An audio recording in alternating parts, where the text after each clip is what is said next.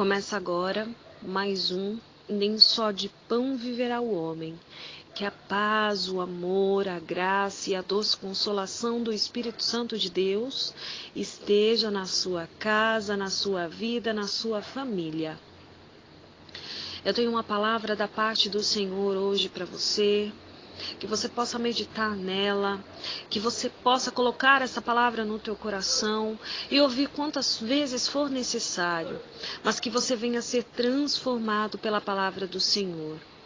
A palavra está em 2 Timóteo, no capítulo 1, no versículo 7, que diz assim: porque Deus não nos deu o espírito de temor, mas de fortaleza e de amor e de moderação.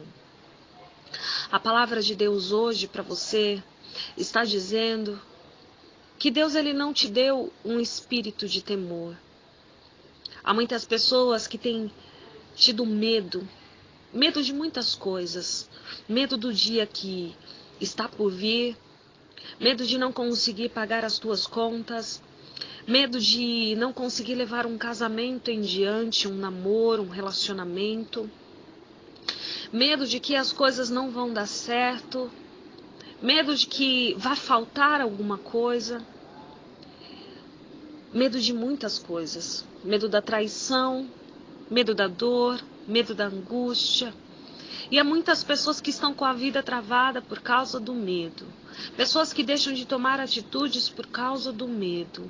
Pessoas que deixam de buscar mais a Deus por causa do medo. Algumas pessoas têm deixado de orar porque têm medo de Deus não ouvir as orações, de não fazer efeito, de Deus de repente dar uma repreensão. Muitas pessoas têm deixado de ter medo de Deus, medo do pecado, mas mesmo assim continuam pecando, mas têm medo de buscar mais a Deus, têm medo da repreensão de Deus, mas não têm deixado de pecar.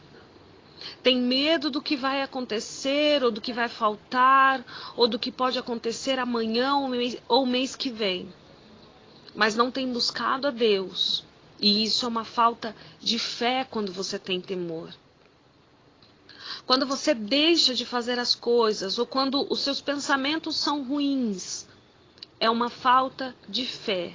É uma falta de crer que Deus é um Deus do impossível. E de que Ele pode todas as coisas. E nós podemos todas as coisas nele. Quando você tem um temor sobre as coisas que está por vir, ou as coisas que podem acontecer de ruim, é porque você está dizendo para Deus: eu não confio em ti. O Senhor não trabalha na minha vida. O Senhor não é o meu pai. Eu não sou o seu filho, a sua filha. Quando você tem temor, você está esquecendo de Deus e tudo aquilo que você tem aprendido na palavra dele. Então que a partir de agora você pare de temer.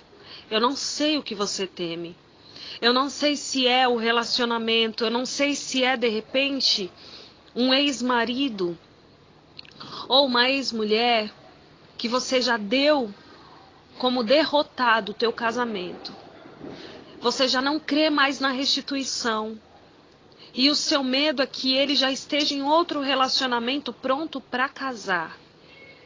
E isso Deus manda te dizer hoje. É uma falta de fé. Porque Ele é o Deus do impossível. E muitas vezes o Senhor deixa para dar a provisão no último instante. Perceba que Abraão era um filho amado de Deus. Abraão, o pai das nações. Abraão que não tinha uma religião e ele foi chamado e escolhido por Deus. E Deus diz: sai da tua parentela e vai para a terra onde eu te mostrarei. E ele nas cegas confiou em Deus, sem ter temor, sem ter medo, somente confiando naquela voz que estava guiando. E então Deus falou para ele: eu vou te dar um filho. E quando o filho tão querido e tão amado, que Deus havia prometido para ele, estava ao lado dele, nos braços dele, Deus disse para ele: eu quero que você vá e que você entregue o teu filho para mim. Que você entregue ele em holocausto para mim. E então ele, sem pensar duas vezes, ele foi lá e entregou o filho dele. E no último instante, quando ele estava ali pronto para encravar e tirar a vida do filho dele, então Deus disse para ele: pare, Abraão. Assim é Deus. Muitas vezes ele nos prova até o último instante. Eu não sei o que está acontecendo na tua vida e qual o motivo do teu temor, mas Deus está falando que a única coisa que é para você temer é de perder a sua salvação, é de pecar e Deus te castigar, é de você pecar e Deus se afastar de você. O único temor que você tem que ter é de Deus, somente de Deus e não das coisas aqui da terra, porque tudo isso quem domina é Deus. Se você está com medo de algo, a palavra do Senhor está dizendo: busque, pois, em primeiro lugar o reino de Deus e a sua justiça, e todas as outras coisas vos serão acrescentadas. O Senhor aqui nesta palavra, Ele está dizendo: porque Deus não deu o espírito de temor, mas de fortaleza. Comece a se fortalecer em Deus. Deus, Ele te fez para dominar o mundo e não para ser dominado pelo mundo. Deus, Ele te fez para dominar sentimentos, tanto que Ele nos ensina a amar os nossos inimigos. E amar os nossos inimigos não é um sentimento involuntário, é um sentimento que você luta e você trabalha dentro de você. Você mesmo cria esse sentimento de amor dentro de você pelos teus inimigos. Não importa o que eles tenham feito, mas Deus diz que você consegue, que você pode e que você tem que amar os teus inimigos. Se você pode controlar esse sentimento de amor dentro de você, então qualquer outro sentimento você pode controlar. Os teus pensamentos você pode controlar. Você tem colocado na tua própria mente pensamentos ruins. Você tem deixado esses pensamentos ruins tomarem conta da tua vida e de você e te prejudicar. Perceba que a Bíblia fala que o diabo incitou até mesmo Davi, que é o homem conhecido como segundo o coração de Deus. E o que é incitar o Davi? O que é incitar uma pessoa? É o diabo colocar na mente da pessoa algo de ruim, algo que não é para fazer, algo que não é para pensar. E Deus, Ele está falando com você. Você tem colocado no teu pensamento coisas ruins. E não é para você colocar, porque o diabo tem usado isso para te afastar de Deus. O diabo tem colocado isso para você perder o teu sono.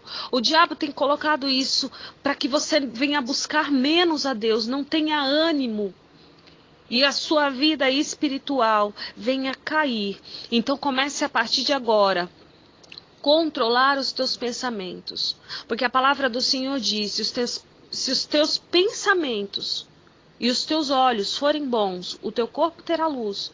Mas se os teus olhos, o teu pensamento, a tua visão for ruim, o seu corpo será tenebroso, a tua vida vai ser tenebrosa, você passará por dificuldades, porque aquilo que você pensa é a tua fé, e a tua fé é o que vai mover a tua vida. Se a sua fé for uma fé ruim, então coisas ruins vão acontecer na tua vida. Se a sua fé for uma fé boa, então coisas boas vão acontecer na tua vida. Comece a partir de agora fortalecer os teus próprios pensamentos. Isso não depende de alguém ficar te animando. Isso não depende somente de Deus. Isso depende da tua busca.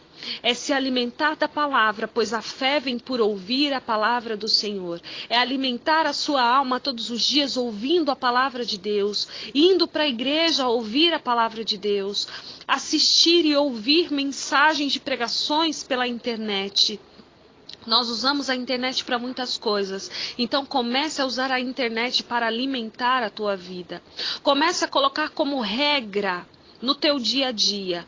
Todas as vezes que você for se alimentar, leia um versículo primeiro. Assim você primeiro alimenta a sua alma e depois você alimenta o teu corpo. E quando isso for costume, na tua vida, todas as refeições, você também alimentar a tua alma, você vai ver que tudo aquilo que o inimigo tem lançado, de pensamentos ruins, e tem lançado na tua própria vida, ela vai mudar.